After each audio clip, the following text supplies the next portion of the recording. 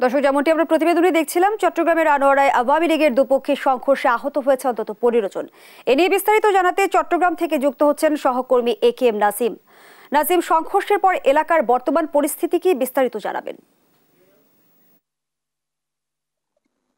জি জুই, আপনি যেমনটা বলছেন যে আজ বিকাল 4টার দিকে চট্টগ্রাম আনোয়ারা উপজেলার সেন্টার নামের একটি জায়গায় বাজেটকে স্বাগত জানিয়ে আওয়ামী লীগের একটি পক্ষ আসলে মিছিল করতে গিয়েছিল। পাশাপাশি আরেকটা পক্ষ একই স্থানে যে মিছিল করতে গেছে সেই মিছিলের স্লোগান দেওয়াকে কেন্দ্র করে সাবেক ভূমিমন্ত্রী এবং বর্তমান অর্থ প্রতিমন্ত্রী যে দুই গ্রুপের দুই পক্ষে যে দুটি ব্লক রয়েছে সেই দুই ব্লকের মধ্যে সংঘর্ষের ঘটনা ঘটেছে। এতে আসলে সাংবাদিক সহ প্রায় 15 জন আহত হয়েছেন। পাশাপাশি আমাদের যে সংবাদকর্মী সংবাদ সংগ্রহ করতে গিয়ে তিনিও লাঞ্ছিত শিকার হয়েছেন এবং এই ঘটনায় উপজেলা আওয়ামী লীগের সভাপতি সহ প্রায় 15 জন আহত হয়েছেন। তার মধ্যে কয়েকজনকে উন্নত চিকিৎসার জন্য আনোয়ারা উপজেলা স্বাস্থ্য কমপ্লেক্স থেকে চট্টগ্রাম মেডিকেল কলেজ হাসপাতালে ভর্তি করা হয়েছে।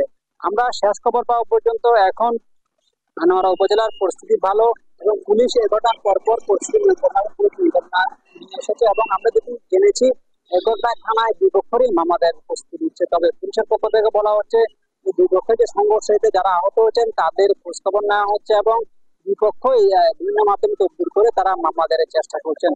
আরেকটি বিষয় হচ্ছে যে আনোয়ারা উপজেলায় বর্তমান অর্থ প্রতিমন্ত্রী আসার পর থেকে মূলত দুটি গ্রুপ বিদ্যমান হয় এবং গত বেশ কয়েক মাস ধরে দুটি বিদ্যমান গ্রুপের মধ্যে আসলে মাঝে মধ্যে আমরা অনেক সময় সংঘর্ষের খবর শুনি বা মারামারির খবর শুনি। তবে গত যে কয়েকদিন আগে যে উপজেলা নির্বাচন হয়েছে সেই উপজেলা নির্বাচন পরপরই এই দুটি গ্রুপ আসলে প্রকাশে চলে আসে। কারণ এই আনোয়ারা উপজেলা আওয়ামী লীগের একটি পক্ষ সাবেক ভূমিমন্ত্রী এবং আরেকটি পক্ষ বর্তমান অর্থ প্রতিমন্ত্রীর পক্ষে কাজ করছেন। এই কারণে আসলে আনোয়ারা উপজেলায় যে কোনো মুহূর্তে যে কোনো ধরনের সংঘর্ষের ঘটনা ঘটতে পারে। এই ছিল আনোয়ারা উপজেলার সংঘর্ষ নিয়ে আমার কাছে সর্বশেষ। ধন্যবাদ জানাচ্ছি আপনাকে। দর্শক, চট্টগ্রামের আনোয়ারা থেকে জানাচ্ছিলেন সহকর্মী AKM নাসিম।